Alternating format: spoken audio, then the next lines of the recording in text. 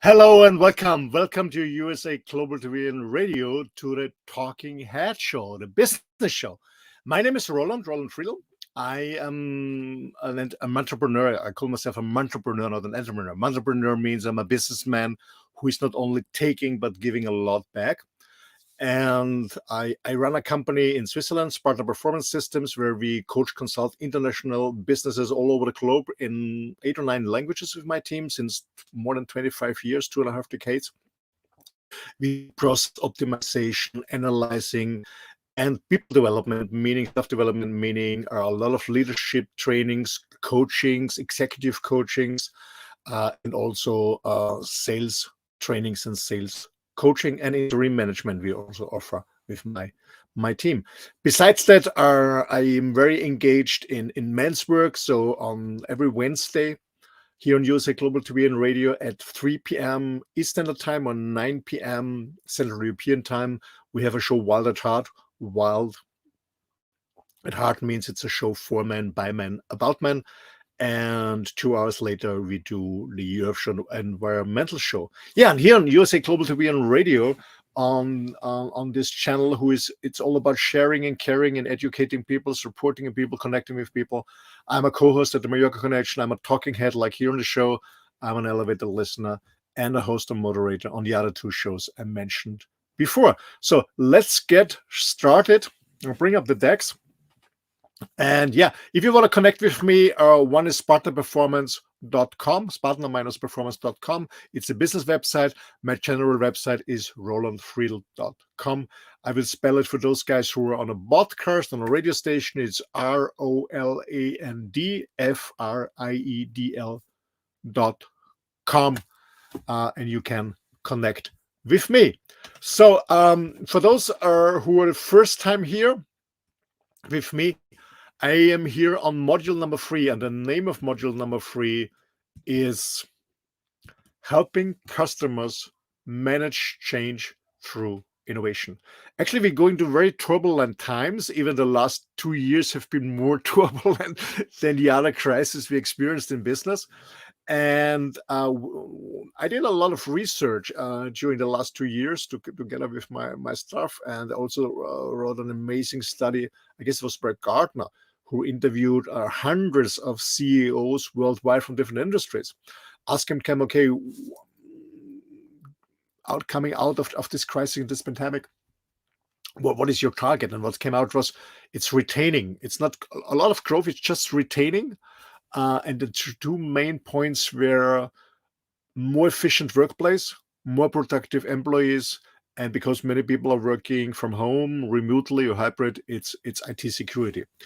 And so I brought up this topic, helping customers to manage through innovation, and I split it into 12 episodes. And actually, today we are talking, we're already in episode number 9, Stakeholder Identification. So if you missed all the other episodes, please go on YouTube and you will put in USA Global TV, Talking Head, Roland, and then you find all the other recordings. So in episode number 1, we've been talking about the next normal and the change. In episode 2, I've talked about manage change through innovation. What's the concept? Episode 3 was the golden circle, starting with the why. In episode 4, we talked about business curiosity, being curious, knowing, do you really know your customer exactly? Really, do you really know it? Episode 5 was commercial insight, information versus insight. Episode 6 didn't exist because I thought I will split commercial insight in 2 parts, but I brought all the content already in the first part. Episode 7 and 8 was the buyer's journey, part 1 and 2. And now we're on episode 9. It's about stakeholder identification. And those of you who followed me already with the other shows, I know I do it on the 4 points. We have a look at it, why it's important to consider stakeholder identification, what it is, how we do it, and how we implement this in our daily business. So let's get started. If something is unclear, you're more than welcome to contact me and we can go deeper with yourself or with your team into this process. Okay, let's start with the why. Why is it important to know more about stakeholder identification? First of all, a short summary. when we are in business, when we are selling some things, and we talk here about B2B business, okay, B2B business, the more complex the process is, the more complex your solution is, or the more complex your service product is, the more people will be involved from the buyer side, as we call it, a buying center, buying center. And then the stakeholders are the people who are part of this buying center and who are the decision makers, who are decide, yes, we go with you, yes or no, and who also have give the budget for this project. So these are the stakeholders, and we have to identify that. Why is it important? As it says here, from my personal experience as a very successful salesperson, and from my experience as a sales trainer with many international companies who are very, very strong and sales driven, very, very successful worldwide, we all know that high sales performers are shown to know whom to target, which stakeholders to target, whom to target, to initiate a buyer's journey, or to advance a buyer's journey, or even when the buyers or when the customer is already engaged with a competitor, to disrupt the buyer's journey and help to drive the buying process forward to a successful conclusion. Okay, so that's important. You have to know to whom to talk. I see it very, very often when we do, especially field coaching with salesperson. They make appointments because a trainer coach is coming with them, and then you see and experience a lot of meetings where the customer is very friendly, offers you a coffee. Yeah, it's a lot of talking, and then you find out, oh, this is not a decision maker. He cannot make any decision. He or she cannot make any decision. So there's a lot of time, energy, and money wasted by salespeople by talking to the wrong people who are not the decision makers, who don't have the money, who can't make any decision. So it's also important to identify the stakeholders, to talk to the right person to be successful in your selling cycle. So what is it? What does it mean, stakeholder identification? It means to find out who is who and who is going to support you to be more successful. Okay, meaning that you can do the sales. That's all about it. And actually, the terminology is a terrain management. Territory management, when you are sales manager, when you're responsible for strategic sales to support your sales staff. Territory management is to find out which customers we target.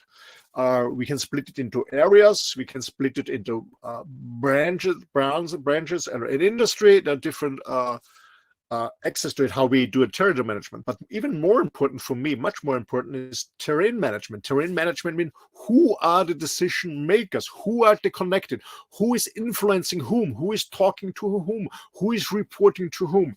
And these are the stakeholders. And it's very, very important to find out who are the stakeholders, whom to engage in which phase of the selling cycle.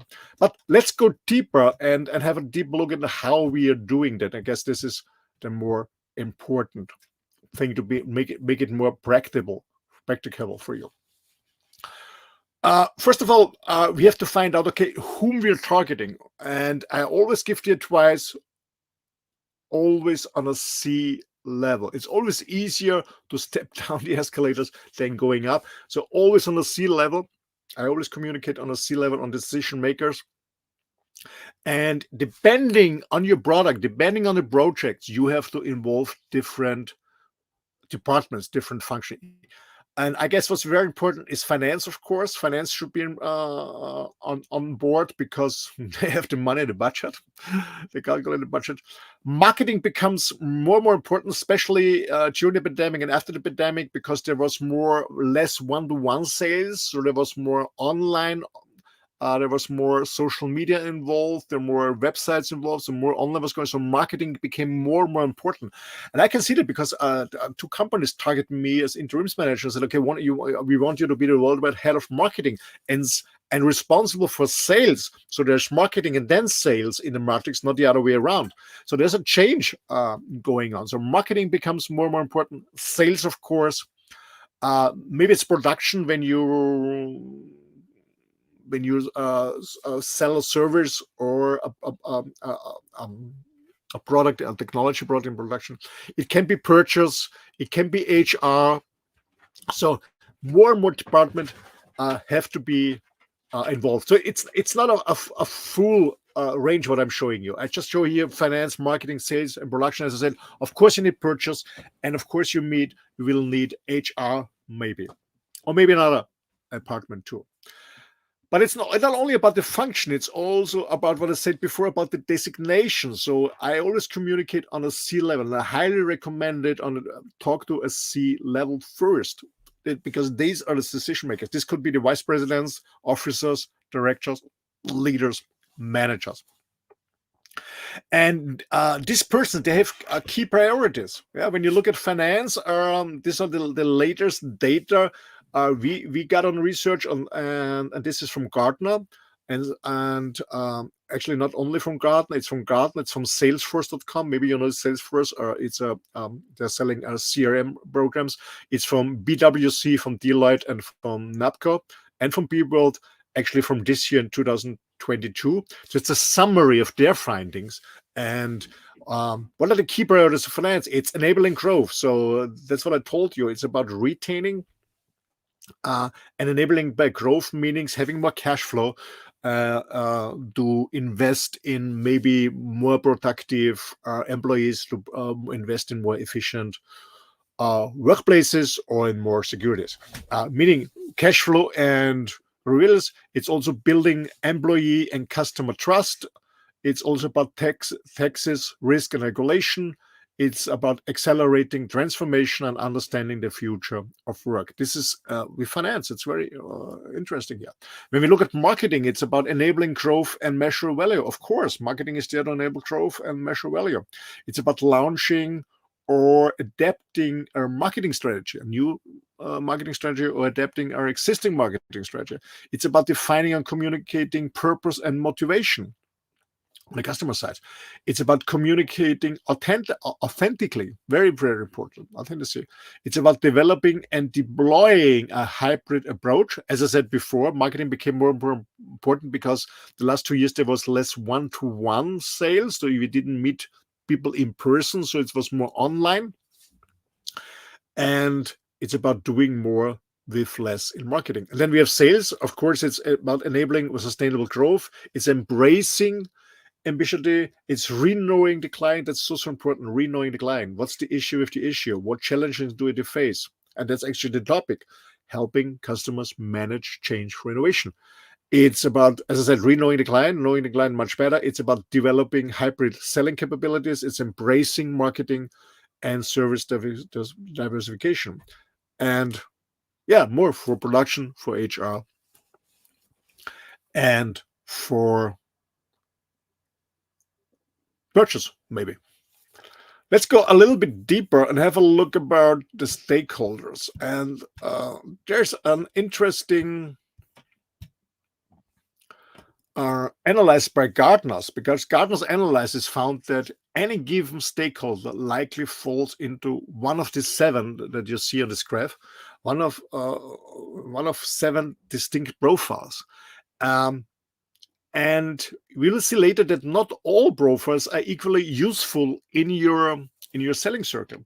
Some excel at rallying their organization around the purchase and ultimately driving consensus, and which we call them mobilizers. We will see who they are. Mobilizers also serve as a compelling and highly viable channel to facilitate collective learning when salespeople have limited access to customer stakeholders. Others, however, willingly talk to salespeople but can't move a buying decision forward. We call them the talkers. And finally, of course, we have the blockers. Those are wired to avoid change and strongly prefer stability over disruption. So, and as a result, of course, they rarely help salespeople or go out of their way to speak to outside vendors at all. So we have 7 types here. And Let's see who are the mobilizers, who are the blockers, and who are just the talkers. Let's go through step by step, and I start with for example, with the go-getter. The go-getter is a champions others good ideas. These are champions other good ideas. So a go-getter has his goals, and he's always taking other person's ideas and sell it as his own. He always delivers more than asks, and he learns from mistakes and moves on. So a champion's others good ideas mean he's involving other people in ideas to become better, make a better solution. He always delivers more than asks. He's overperformer, and he learns more from mistakes and moves on. That's a go-getter. The skeptic is a person that perceives unclear project as risky. Of course, he prepares influential stakeholders for disruptive ideas, so he prepares them, and also believes that changes require small wins first. That's the skeptic. Then we have the teacher. The teacher often teaches new insights. Colleagues and senior executives seek their input, and they're very good in convincing others. That's a teacher. Then we have the blocker. And as I mentioned before, a blocker believes that stability is a goal in and of itself. A blocker believes improvement projects are distracting from the current situation. And blockers really rarely help vendors. That's a blocker. Then we have the friend. The friend is very readily accessible, enjoys conversation with salespeople, meaning you always get a coffee, hot coffee or a tea in one place in winter. A friend often networks salespeople with colleagues, so introduces you to his colleagues. And a friend is very generous in giving time to salespeople in general, not only to you. Okay, that's the friend. Then we have the guide. The guide is a person who provides information that's typically unavailable to vendors. So it gives you more information that you normally get from a stakeholder. He speaks the truth when sharing with vendors. And he distributes information equally, meaning not only to you, but also to your competitors. That's the guide. And last but not least, we have the climber. The climber is a person that needs to gain from projects personally. He needs a personal gain, okay, out of it, and he may support you. He wants personal rewards for risks taken, and he likes to tell others about their successes. So these are people who talk about their successes all the time when you meet them. So the question is how to identify a true mobilizer who helps you in your selling cycle. Because, as I said in the beginning, high and core performers look for every different clues to determine if you're talking to the right customer stakeholder. As I said before, you can waste a lot of time and energy and money when you're talking to the wrong person. So core performers look for contacts who are easily accessible, freely share information, and will benefit from a purchase.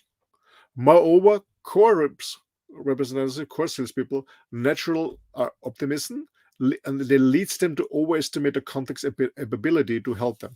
So sometimes what the trap is that salespeople are seeking people who easily to assess. So when I teach people on a workshop on sales, I said, okay, how to start. I said, when I know somebody, maybe it's a friend of mine, I get a recognition, I know somebody, it's easy to step in. Yeah, with this person, it's easy to step in. Maybe you get easy an appointment. Yes, maybe this person is easily sharing information. The question is, can this person decide if the purchase with you is done, yes or no? Is this person responsible? Has the person the power over the budget, over the money to pay you? Yes or no? That's always the question. So that's the traps here. And what we are looking for is, I would call it a healthy skepticism. Okay, like a stakeholder who asks challenging, of course, but thought-provoking questions, and this indicates that they likely have the internal credibility needed to persuade others to act. And on the other hand, over-eagerness for a solution is often indicative of someone who likes new ideas but has less internal credibility, as they always bring vendors' ideas to their peers. Okay, so ladies and gentlemen, what do you think? Who is a mobilizer? Who is a talker? And who is a blocker out of this four? The go-getter, the skeptic, the teacher, the blocker, well, woman is woman, the friend, the guide, and the climber. And I guess this is quite interesting. And I will show you on the next slide. And you can see if you're right. Okay, you got it? Okay, I'll show you the next slide and then we're going to see. Okay, so I mean, the blocker is a blocker. I mean, that's quite sure. Then we have the talkers. These are the people who love to talk, but mostly are not decision makers because they don't have the power over the money. They don't have the power over the decision. So as you can see here, as a talker, we have the guide. And do you remember what I was talking about? The guide. The guide is a person who provides information that's typically unavailable to vendors. So when you get information that's not normally not given by a vendor, to you as a vendor, then it is a sign that it's just a talker. Okay. He speaks the truth when sharing with vendors. He tells you everything about you want to know, very truthfully. But this person also distributes this information to everyone, not only to you, to all your competitors too. So that's the guy. That's why he's a talker. Then, of course, as a talker, we have the climber. And the climber, when you remember, is the person who needs to gain from projects personally. He talks about himself all the time. What I said, he likes to tell others about his or her successes, and he wants personal rewards. That's also just a talker. And then we have the friend. And when you remember what I told you about the friend is one who is readily accessible, enjoys conversation with salespeople. That's what I mean. You always get an appointment. You always get a cup of tea or coffee, a warm chair in winter. It's easy to meet them. They often network salespeople with other colleagues. Yeah, they are very communicative. They are very connecting. And they're very generous, as I said, in giving time to salespeople. But it's wasted time because it's a friend. Unless he's not helping you to get in contact with a real decision maker, with a mobilizer. And on the mobilizer, we have the teacher. We have the go-getter and we have the skeptic. So the teacher, what I said, is often teaches new insight, and he's very good in convincing others, especially in the other decision makers, meaning that colleagues and senior executives very often seek their input. So the teacher is important. Then we have the go-getter. You know, remember the go-getter is the person who is overperforming, meaning always delivers more than asked. He learns from mistakes and moves on, and he champions others' good ideas, meaning he is supporting others' ideas. Not only about him, it's more the team player. And maybe you'll be surprised, also, a mobilizer is the skeptic. As I said, we are looking for, what we are looking for in the buying center is, what I said before, is healthy skepticism. And a skeptic is a person, okay, he's skeptic, of course, because when he has questions, he will challenge you with a lot of questions. This is a good sign, because the skeptic perceives unclear, and I say unclear project as risky, not the clear one. So he needs clearness, okay? He perceives unclear project as risky. By the way, for the gender guys, if I say he, I mean both genders, of course, he and she. Okay, so this person perceives unclear projects as risky. So make it clear. Answer all the questions. Be as clear as possible. Clear communication. And what he also does, the skeptic, he or she prepares influential stakeholders for disruptive ideas. He prepares them. He's skeptic. He's asking a lot of questions. He prepares them. And he also believes, or she believes, that changes require small wins first. So I love skeptics, because I always say skeptics are not dead. They're asking questions. As long as somebody's asking question, he or she is still interested. The real thing is going to happen when you do your presentation, they're not asking questions. Okay, then you don't have no influence, because you cannot react on it. You cannot respond in a proper way. And maybe you can get out any misconception or misunderstanding. So I love the skeptics. They're asking a lot of questions. That's cool. Make it clear. Answer your questions, even if they're challenging, and make them as a friend. So ladies and gentlemen, but don't misunderstand me. It doesn't mean that you only talk to mobilizers. Of course, you have to involve the talkers because they can be also part of the buying center. And you can also have blockers in the buying center. Okay, don't misunderstand me. You have to have a strategy for all three types, for the mobilizers, for the talkers, and also for the blockers, because you will have them all in the buying center, depending how large the buying center is. Normally on big projects, it's between 8 and 10 people you have in a buying center. Okay, so the chance is very high that you have blockers there. Maybe you have a blocker because he's a friend of a competitor, for example. Yeah. Or maybe it's a blocker because they had a bad experience with your company, with your products in the past. Could be happen, but you need a strategy for blocker. Okay, but you have to know there could be a blocker. There will be talkers. Of course, you have to handle them, but don't invest too much time and energy. And invest more time and energy on the mobilizers and maybe on the blocker together with the skeptic. Okay, so don't misunderstand me. It's not about focusing on the mobilizers. It's about being aware who is who in the buying center. That's very important to understand this. Okay, and now let's have a look why it's so important to look at this. Okay, and as I said, there's this study from it's published. It's called the Challenger Customer Effectiveness of Customer Stakeholder Profiles for Driving Organization Action. This is the source. Okay, if you're interested in the source is the Challenger Customer. That's the book. Effectiveness of Customer Stakeholder Profiles for Driving Organizations Actions. And this is about the likelihood to drive organization action. When you look at the mobilizers, and say the mobilizer, let's say the go-getter is 1.0. Yeah. So when you have the mobilizer on board, you have a 31 plus higher success rate. Yes. When you focus on that. So the go-getter is 1.0. The teacher is 11 percentage minus, it's 0.89. The skeptic is 0.66. So we really have to work hard on this guy to ask to handle and to be prepared so you can respond to all his challenging questions. The guide, and that's interesting, is only 0 to 3. And then have a look. The friend is minus, so it's just wasted time. The climber is minus, and the blocker, of course, is a total failure.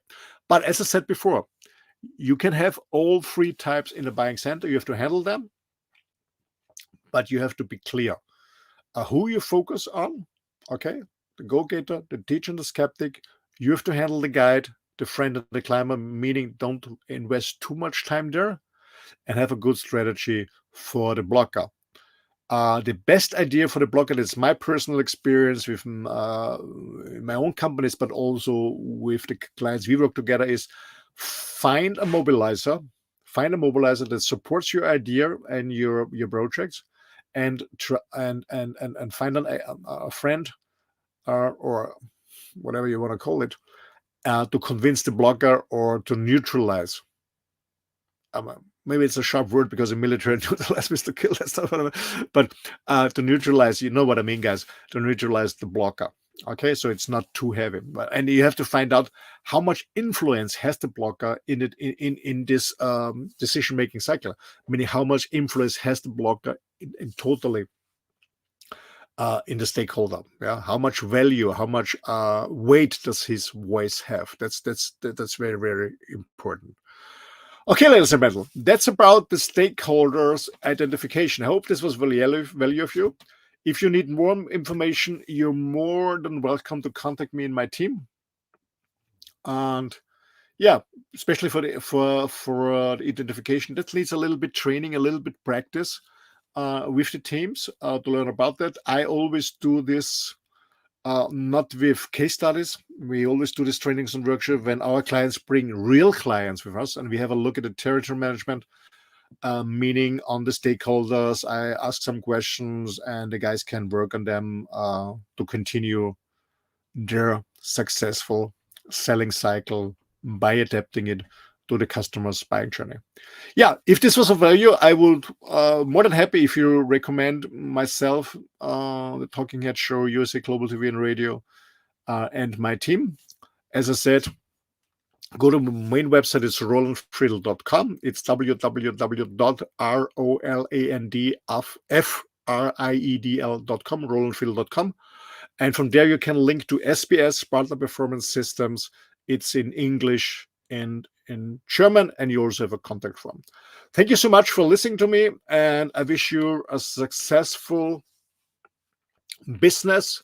Hopefully, you're not only retaining your accounts, you can also grow them successfully. A lot of fun, a lot of success. All the best. Thank you, and bye-bye.